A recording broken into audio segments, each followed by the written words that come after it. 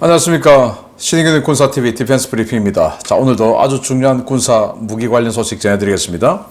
남중국해에서 미국, 호주, 일본이 경항모들을 동원해서 3개국 경항모 합동훈련을 하는데 중국이 뭐야 이거 우리 앞마당에서 하고는 산둥 항모를 들이밀고 있습니다.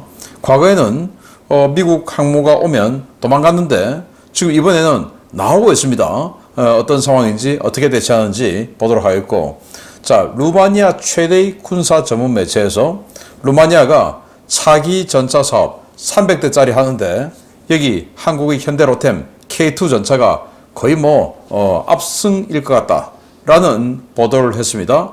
거의 한 6, 7조 원 이상의 사업인데 대단히 큰 사업이죠. 어떤 내용인지 보겠습니다. 신의균의 군사TV 구독, 알림, 좋아요 눌러주십시오. 5가지 단신을 먼저 보겠습니다. 우크라이나가 안토노프 225 무리아 비행기를 신규 제작하기 위해 파괴된 기체 부품을 회수하고 있다라는 소식에서부터 우크라이나가 SA-5, S-200이죠. 이 대량 개조해서 러시아 점령지에 타격을 하는 것을 확대하고 있다라는 소식까지 보겠습니다. 첫 번째입니다. 개전 첫날 파괴된 세계 최대의 수송기 안토노프 225 무리아를 잇는 새로운 기체를 제작하기 위해 크라우드 펀딩을 벌이고 있는 우크라이나가 파괴된 무리아 기체에서 재사용 가능한 부품들을 회수하고 있다는 소식입니다. 우크라이나 정부 차원에서 진행되는 사업이 아니어서 어려움들이 많은데 과연 무리아가 복원될 수 있을지 지켜봐야겠습니다. 이번 우크라이나 전쟁에서 저가형 자폭 드론으로 큰 위력을 발휘하고 있는 러시아군의 샤헤드 136 드론과 유사한 장거리 자폭 드론이 대만에서 등장했습니다. 첸샹 배회 탄약으로 명명된 이 드론은 1000km까지 비행해 지상 표적은 물론 이동 표적도 공격할 수 있다는 것이 대만 측 주장인데요. 대만은 이 드론을 대량으로 생산해 유사시 중국 공군기지들에 대한 대량 화력 투사 수단으로 삼는다는 방침입니다. 카탈로그 스펙으로는 세계 최강의 무기들만 보유하고 있는 러시아가 수호이 57 전투기의 내부 무장창에 탑재하는 신형 단거리 공대공 미사일 RVV MD2를 공개했습니다. 미국의 9X 슈퍼 사이드와인드보다 10년은 앞서 있다는 이 미사일은 전 방향에 대한 발사 후 락온이 가능하고 현존하는 그 어떤 기만책으로도 피할 수 없다는 것이 러시아 주장인데요. 과연 이 주장을 누가 믿을지 모르겠습니다. 인도의 경전차 도입 사업이 차일피일 미뤄지며 중국과의 국경 분쟁에서 인도군이 열세에 처할 수 있다는 우려가 커지는 가운데 인도 육군이 황당한 주장을 내놓고 있습니다. 중국의 15식 경전차는 인도군의 T-90S나 T-72 전차의 상대가 되지 않는다는 주장인데 애초에 고원지대에 이런 중형 전차를 배치하기 어렵다며 경전차 사업을 추진하더니 그새 입장이 바뀐 모양입니다. 최근 SA-5 지대공 미사일을 지대지 버전으로 개조해 케르치 대교를 파괴하는 데 성공한 우크라이나가 SA-5 지대지 투발을 크게 늘리고 있습니다. 러시아 점령지의 지휘소와 탄약고는 물론 국경지역 주요 전략시설들에 대한 SA-5 공격이 점차 증가하고 있는데 러시아 방공 시스템들이 속수무책으로 당하고 있습니다. 네, 안토노프사가 화물 수송용으로 운영했던 이 안토노프 225 무리아 세계 최대의 비행기 수송기죠. 이게 개전 첫날 러시아의 폭격으로 파괴됐습니다. 세계인들이 분노를 했었죠. 그런데 여기 이 안토노프사가 황당하게 전 세계적인 크라우드 펀딩을 통해서 이 무리아 복원 작업을 하겠다. 그래서 돈 좀 지원해달라. 이런 모금 운동을 했어요. 여기에 많은 세계인들이 또 우크라이나인들이 분노했습니다. 지금 이게 먼저냐? 아니 우크라이나가 살아야지. 이게 뭐 하는 거냐? 이런 불만이 많았는데 맞지 않습니까? 이거 아무리 이 무리아가 세계에 단 한 대밖에 없는 어떤 그 최대의 수송기를 하더라도 이게 무슨 의미가 있습니까? 나라 망하고 나면. 그런데 지금 나라가 키이우가 당시 함락될 뻔하고 이러고 있는 상황에서 우리 무리아 복원해야 되겠으니까 세계인들이요 우리에게 돈 좀 그냥 주세요. 이렇게 했습니다. 그래서 결국 이 크라우드 펀딩이 잘 안 됐다라는 후문이에요. 그래서 원래는 돈을 많이 분위기 편성해서 돈을 많이 모금해서 그 돈으로 부품 하나하나까지 전부 새 부품으로 하려고 했는데 지금 보니까 안 되죠. 그래서 이 파괴된 기체 이거 가지고 야 여기 쓸만한 부품 좀 뜯어내자 해가지고 하고 있다고 하는데 자 무리아가 제대로 나를 수 있을지 모르겠습니다. 자 시기를 잘 타야 되죠. 이런 거 눈치껏 행동해야 되는데 눈치 없이 나라 망하는 상황에서 우리 회사 비행기 그럼 이걸 또 나라에 기증하냐? 아니죠. 자기네들 또 사업용으로 쓰겠죠. 황당한 사람들입니다. 대만판 샤이드 136 이 자폭 드론 공개를 했는데 이걸 1000km 날아가서 때릴 수 있다. 그리고 이 보시다시피 컨테이너 그리고 트럭 트레일러에서 끌고 컨테이너에서 발사하는 이런 방식으로 쓴다. 뭐 샤이드 136도 그렇게 하고 있죠. 그래서 기습 발사 가능하고 또 지금 샤이드 136의 예에서도 볼 수 있듯이 탐지가 잘 안 되고 공격 성공 확률이 대단히 높죠. 그래서 이거 가지고 대량으로 만들어서 만약에 중국이 우리를 공격하면 우리도 중국 본토를 이렇게 이런 수단을 가지고 마구마구 괴롭힐 거야 라는 억제력 차원에서 공개를 했는데 자 얼마나 큰 억제력이 될지 기대가 됩니다. 러시아가 이런 미사일을 공개하면서 이게 미국의 사이드와인더 9X 현재 현존하는 최강의 열추적 미사일이죠. 뭐 그냥 쳐다보면 다 날아가고 180도 뒤로도 날아가고 이건데 이것도 그보다 더 뛰어나다. 10년은 더 앞서 있다. 라고 하면서 이 외형을 공개를 했고 발사 후라고는 일단 급하니까 일단 쏴. 그리고 쳐다봐. 그러면 이제 또 날아간다. 이거죠. 그리고 뭐 플레어 같은 그 어떤 기만 수단에도 속지 않는다. 그래서 무조건 쏘면 무조건 맞는다. 왜? 기만체에 속지 않으니까. 그래서 일격필살이다. 라고 주장을 하는데 과연 믿거나 말거나 까보로 아닐까 생각되네요. 자, 인도가 T-90 전차, T-72 전차가 중국의 15식 경전차보다 더 세다. 그러니까 걱정하지 마. 라고 하는데 아니 말이야 맞죠. 아니 중전차인 주력전차인 T-90, T-72가 15식 경전차보다 센 것은 그건 뭐 두말하면 잔소리죠. 그런데 인도가 이 사업을 왜 하려고 했냐? 고원지대에 도로가 좁고 뭐 여러 가지 상황이 불비하다 보니까 거기는 인도든 중국이든 카라코럼, 히말라야 이런 데서는 중전차가 올라갈 수 없다. 그래서 경전차로 가서 화력을 재야 된다.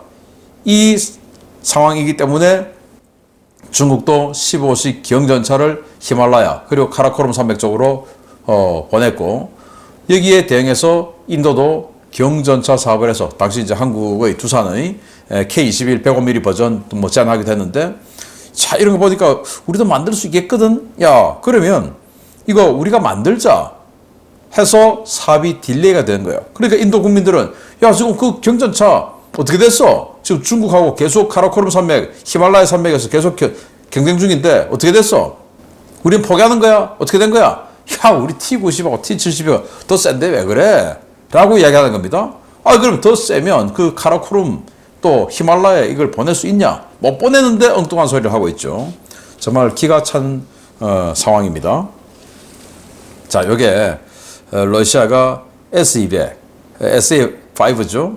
가지고 우크라이나의 드니프로페트롭스크 도시죠. 거기에 있는 민간 시설을 딱 때리는 그냥 미사일이 딱 파고 들어가는 그 순간 캡처한 사진인데 이렇게 SA-5 그러니까 S-200을 가지고 민간 시설을 타격하는 지대지 용도로 공격하는 것을 러시아가 스타트를 끊었어요. 그전에는 S-300 가지고 했죠. 근데 S-300 이제 하도 많이 쏘다 보니까 재고가 많이 소진됐나 봐요. 그래서 러시아도 이제 S-200까지 내려온 겁니다. 그러니까 우크라이나가 야 우리 S-200 엄청 많은데 우리도 하자 해서 우크라이나도 이 S-200, SA-5 가지고 지대지로 이제 러시아 점령지 그러니까 뭐 헤르손, 자포리자, 도네츠크, 루안스크, 크림 이런 지역의 러시아 군사 시설을 향해서 쏘기 시작하고 그걸 확대하고 있다라는 건데 이게 마하 4에서 마하 5의 속도로 날아가죠.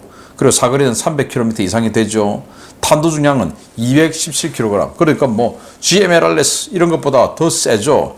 속도도 빠르죠. 이러니까 이 대단히 효율적인 공격 체계가 아닌가. 그리고 또 뭐 케르치 대교 완전히 그냥 관통해버렸던 또 전과도 있죠. 그래서 러시아의 이런 비열한 민간인 공격 덕분에 우크라이나가 굉장히 중요한 아이디어를 얻었다. 그래서 그게 러시아에게 부메랑으로 날아오고 있다. 라는 말씀을 드립니다. 자, 주요 소식 들어갑니다. 첫 번째입니다.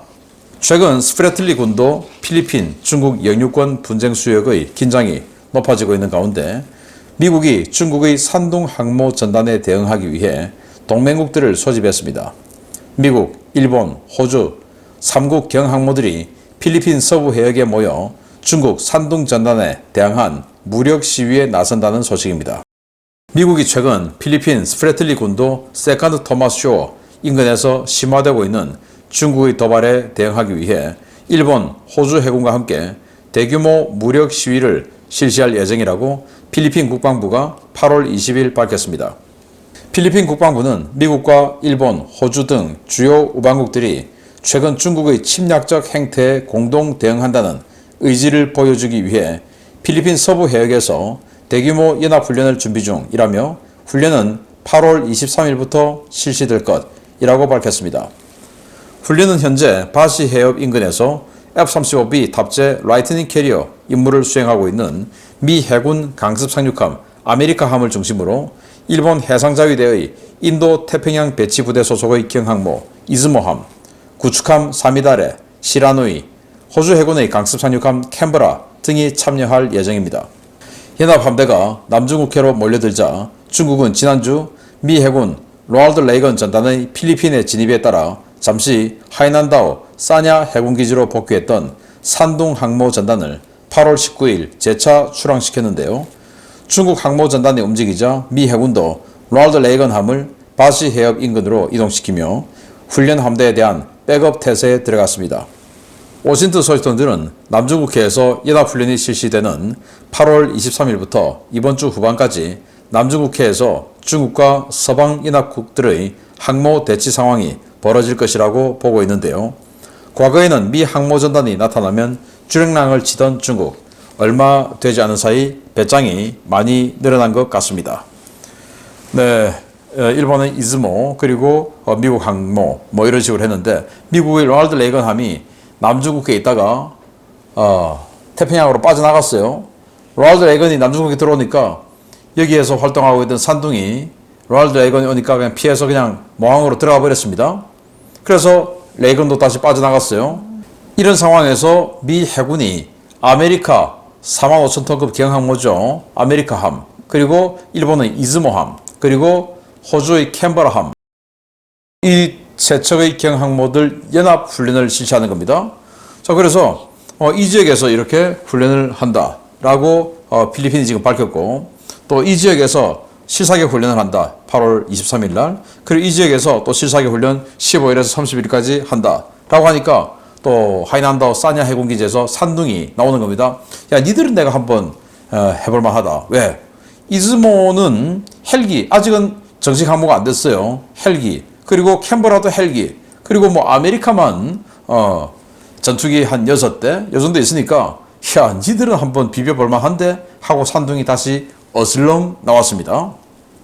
그러니 미국이 필리핀 북쪽의 바시 해협을 통해서 다시 로널드 레이건 항모를 집어넣을 태세를 하고 있습니다. 왜? 항공기 숫자가 좀 딸리니까. 자, 이렇게 과거에는 중국이 미 항모 비슷한 것만 보여도 확 도망갔는데 이제는 나와요. 나와요. 그건 지금 뭐 계속 제가 국방TV를 통해서 알려드리고 있지만 또 여러 매체들도 말하고 있지만 중국이 지금 망할 위기에 처해 있죠. 그러다 보니까 망하기 전에 뭔가 국민들의 시선을 다른 데 돌려야 되니까 그게 바로 전쟁 아닙니까? 그래서 이 서방 세계와 충돌을 야기하려고 일부러 지금 피하지 않고 나오는 것이 아닌가라고 생각이 되는데 한번 보겠습니다. 산둥이 레이건이 또 들어오면 어떻게 될지 보겠습니다. 두 번째입니다. 루마니아 4세대 전차 사업이 본 궤도에 오른 가운데 현지에서 K2 전차 도입에 대한 보도가 끊임없이 나오고 있습니다. 루마니아 최대 군사 전문 매체에서 또 특집 독점 기사를 냈는데 우리나라의 현대 로템이 루마니아 수주를 낙관할 정도로 상황이 좋다는 소식이 전해졌습니다. 한국의 거대 기업인 현대 로템이 미국의 M1A2 전차에 이어 추가로 진행되는 루마니아 육군의 전차 사업에 K2 전차를 제안했으며 이 제안은 매우 매력적인 것으로 루마니아 정부의 큰 호응을 얻고 있다고 디펜스 루마니아가 현지 시각 8월 19일 보도했습니다. 매체는 루마니아는 M1A2 전차 54대를 도입할 것이며 전차 도입 사업은 54대로 끝나지 않을 것이라며 루마니아는 최대 300대의 신형 주력 전차를 도입하기를 원한다 라고 전했습니다. 매체는 최근 폴란드를 시작으로 유럽 진출을 확대하고 있는 한국 방산업체들이 루마니아 시장을 노리고 있으며 한국 측은 K2 전차를 제안하고 있다 라고 전했습니다. 매체는 현대 로템 측이 루마니아 전차 수출에 낙관적인 전망을 보이고 있다고 전했는데요. 현대 로템은 루마니아 측의 핵심 요구사항 2가지를 오직 K2 전차만이 충족할 수 있다며 사업 수주에 자신감을 보이고 있습니다.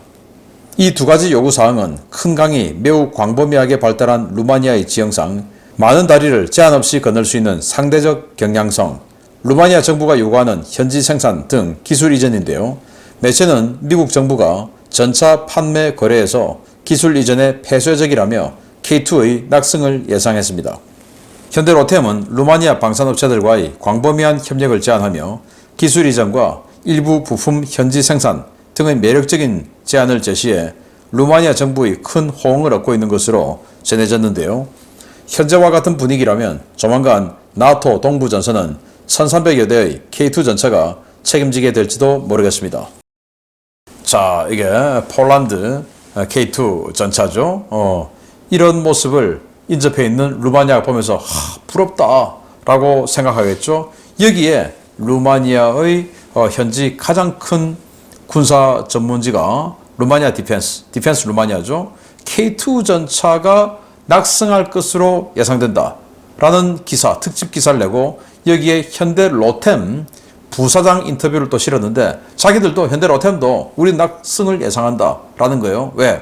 루마니아 정부가 요구하고 있는 2가지 핵심 사항이 있는데 하나는 루마니아에 아주 많이 산재해 있는 이 하천들, 강을 좀 쉽게 건널 수 있어야 된다. 이 하천들 엄청 많죠.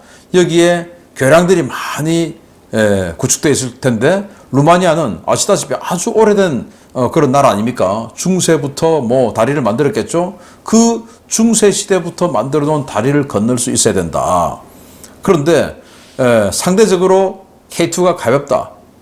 M1A2 전차는 68톤, K2 전차는 지금 55톤인데 여기에 뭐 업그레이드가 좀 한다 하더라도 50톤대 후반, 60톤대 초반. 그러니까 꽤 많은 중량 차이가 난다.